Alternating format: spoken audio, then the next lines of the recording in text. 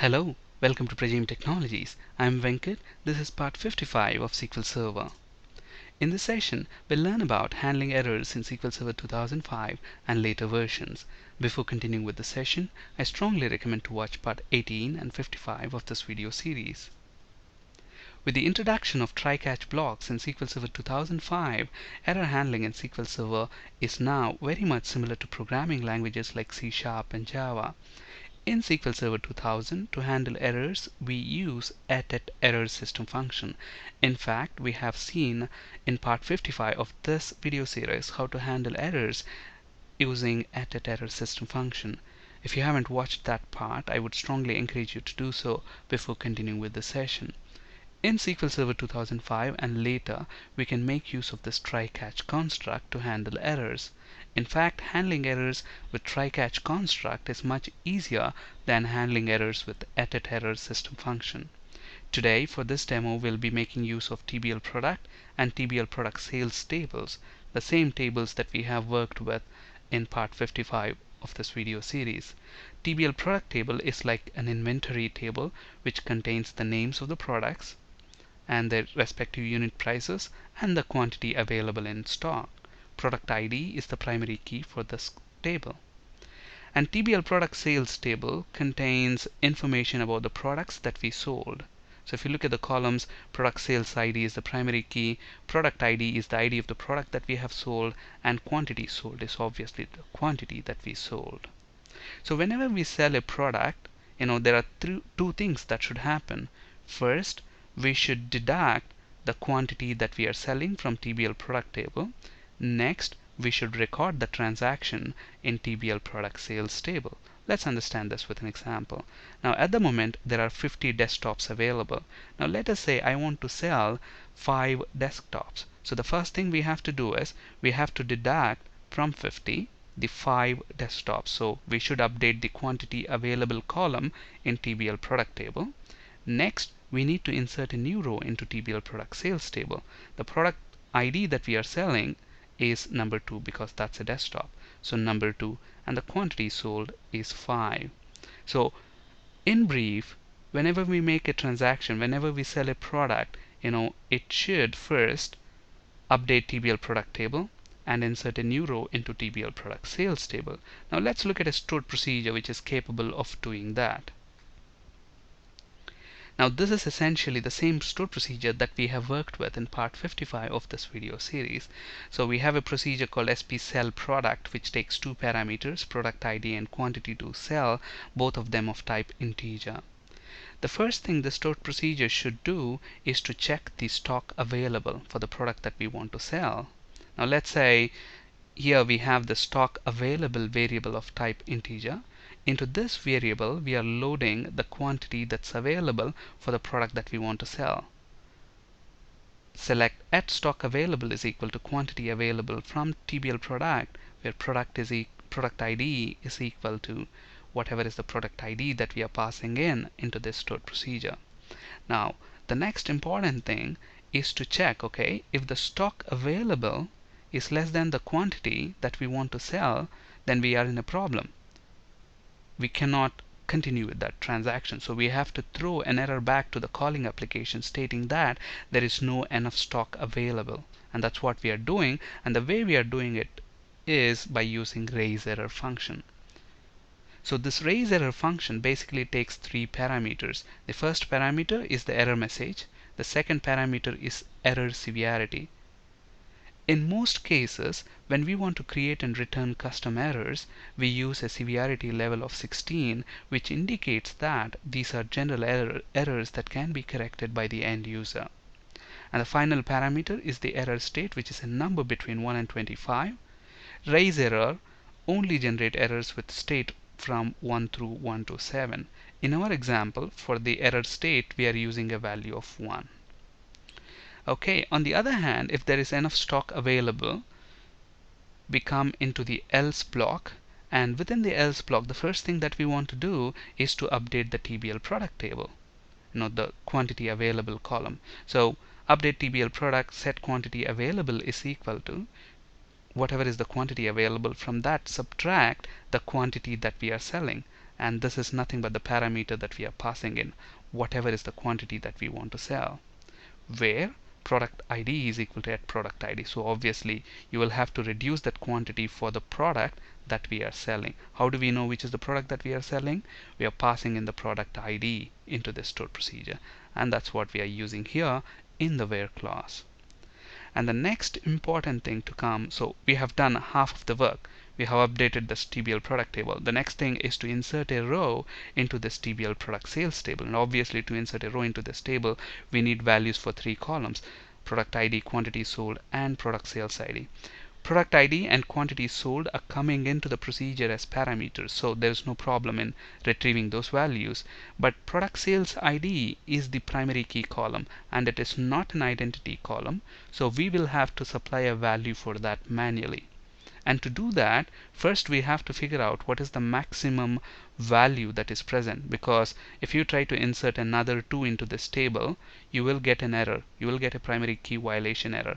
So we first need to calculate the max of the product sales ID, and then to that we need to add 1, and that's what we are doing here. If you look at the code that we have here, it's slightly complex than what we have just discussed. We are saying, okay, select at max of product sales ID. Now the reason why we are using case statement is because of a situation where if there are no rows at all in TBL product sales table, if this table is empty, max of product sales ID will return null. So when max of product sales ID is returning null, when max of product sales ID is null, then we want to return 0 instead of null, because for a null, if you add 1, it will still be null. That's why when max of product sales ID is null, then return 0, else return max of product sales ID. And then to that add 1. That way we are computing the value for the primary key column. And then finally insert those values into TBL product sales table. Insert into TBL product sales values, the values for the 3 columns. That's it. So let's create this procedure now. And if you look at one more thing, all these statements, updating TBL product table, inserting into TBL product sales table, both of these statements are wrapped inside begin transaction, commit transaction statements, which means our intention is to basically treat them as a single unit of work. Either both of them should succeed, or even if one of them fails, then we want to fail the other one and roll back the transaction. That's our intention. But then here, this may not work as expected. But first let's see it in working action. Now if you look at the data that we have in TBL product table, there are 50 desktops and 70 laptops available. And let's say we want to sell 10 desktops, and to do that, to this stored procedure SP sell product, we need to pass in values for the 2 parameters, product ID. The product ID is 2, and the quantity that I want to sell is 10. So let's execute this stored procedure and see what's going to happen. So 1 row affected. Now let us see. So as expected, desktops quantity available is 40, and there is a row inserted into TBL product sales. Now let's try to manually insert an error into this stored procedure, and the way we can do it is simply comment this line. So the place where we are actually incrementing the primary key value by 1, we are commenting that line. So obviously what's going to happen now, we will get a primary key violation. So let's try to sell 10 more desktops and see what happens. So before we do that, let's look at, okay, there are 40 desktops available, so I can happily sell 10 desktops. So let's see what happens when we press F5. Oh, we haven't altered the stored procedure, that's why it sold those 10. Now we only changed it here, but we haven't really altered the procedure. So let's alter the procedure. So alter, press F5. Okay, so there are 30 desktops available. Now let's sell 10 more and see what's going to happen. Now we should get that primary key violation. Look at this, it says 1 row affected, which means from the 30 desktops that are available, it deducted 10, but it didn't insert a row into TBL product sales table. So which is like inconsistent. So to detect the errors and then to roll back the transaction, in the previous session we have seen how to use error system function.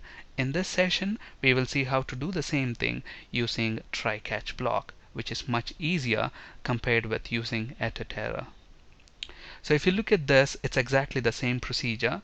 All we are doing here is the update TBL product statement and calculating of the primary key value and inserting into TBL product sales. All this code is now wrapped inside a begin try and end try block. So when these statements are being executed, if at all if there is any error situation, what's going to happen, the control will immediately jump to the catch block.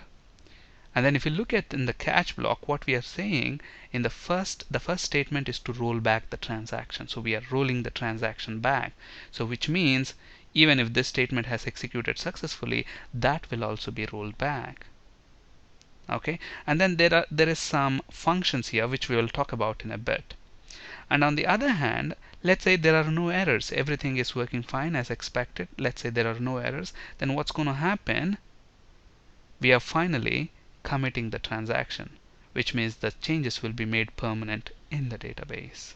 So it's so easy to use the try catch blocks to detect and handle errors. Okay, so let's alter this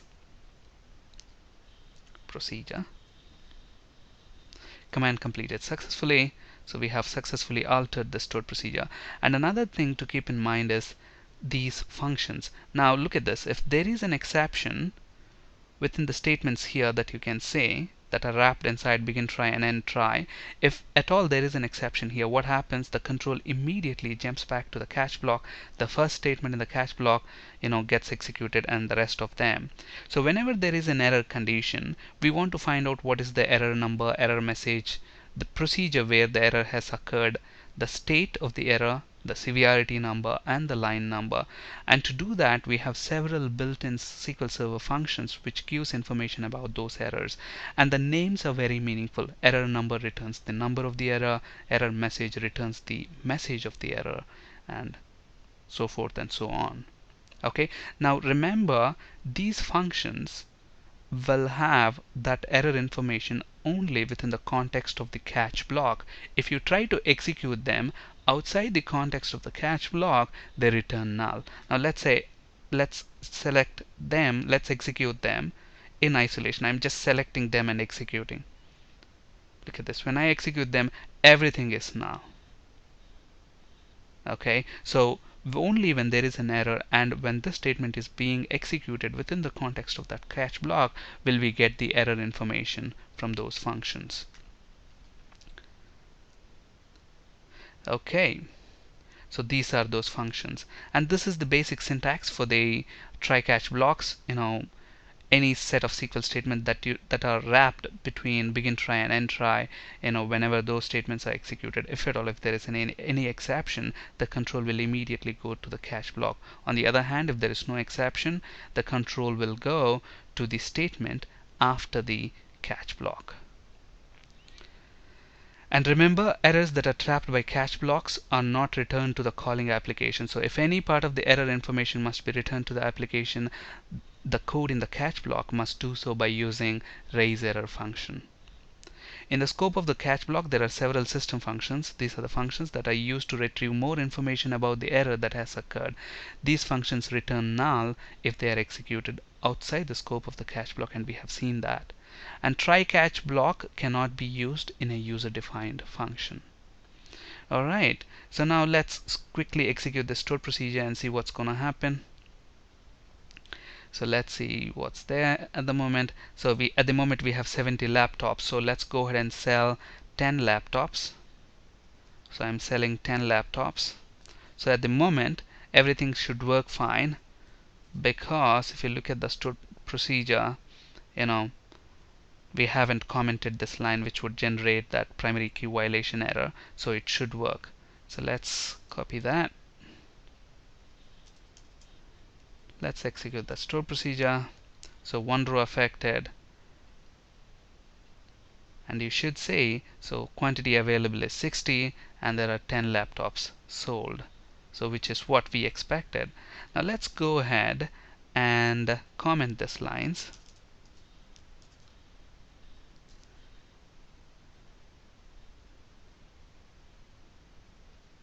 So that we get a primary key violation error. Let's alter this procedure before executing that. Now let's try to sell desktops. Let's see how many desktops we have in the inventory. We have 20 desktops. Let's try to sell 5 of them. So I want to sell 5 desktops. And now we are expecting a primary key violation to occur, and then the transaction should be rolled back. So execute. Look at this. Now the primary key violation has occurred, but then since we trapped that inside a catch block, we don't have that error information shown in the output, and then we have rolled back the transaction. And if you look at the output, in the catch block we are saying select the error number, error message. Look at this, it clearly says what is the error message: violation of primary key constraint. And then which is the procedure that caused the error? SP cell product is the name of the procedure. And then error state, error severity, and then error line number. At which line in the procedure did the error occur? Line number 34. So to find out which line is that, press Ctrl G and then type in the line number and click OK. It will take you to the line number and your cursor will be blinking there. Okay, so if this is not clear, and this is the line which caused that, if this is not clear, another way to show the line numbers is go to Tools, Options, and in Text Editor select Transact SQL General and select line numbers, click OK. It should show the line number. So if you look at the line number, it is saying error line is 34. For some reason it's showing the line number as this one. In fact, it should be this one. Let's execute this once again and see what's going to happen. Okay, okay, maybe we have these. That's why we have these on the top. That's why the line numbers are not correct. So let's press 34 now. It should go to that insert statement. Okay. On this slide, you can find resources for ASP.NET C# and SQL Server interview questions. That's it for today. Thank you for listening. Have a great day.